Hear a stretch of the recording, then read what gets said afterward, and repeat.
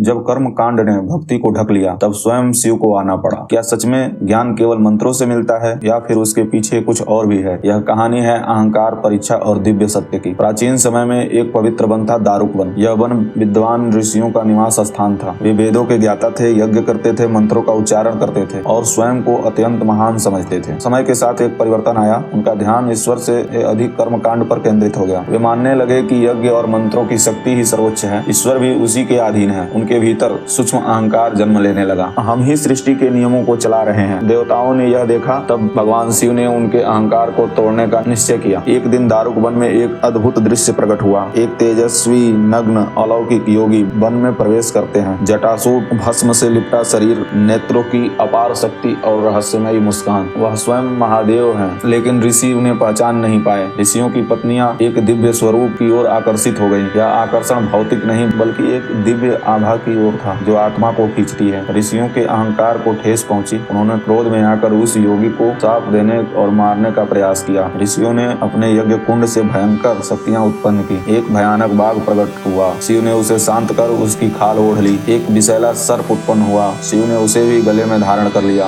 अंत में एक शक्तिशाली अपासमार नामक राक्षस उत्पन्न हुआ जो अज्ञान का प्रतीक था। शिव ने उसे भी अपने चरणों तले दबा लिया और वहीं प्रकट हुआ नटराज का दिव्य रूप। उनका तांडव नृत्य ब्रह्मांड की लय बन गई। ऋषियों को समझ आ गया, जिस शक्ति को वे मंत्रों में खोज रहे हैं वह उनके सामने नृत्य कर रही है। ऋषियों का भ्रम टूट गया। उन्हें ज्ञात हुआ कि कर्मकांड केवल साधना है, साध्य नहीं। वे शिव की चरणों में गिर पड़े। शिव ने उन्हें आशीर्वाद दिया और सच्चा ज्ञान प्रदान किया।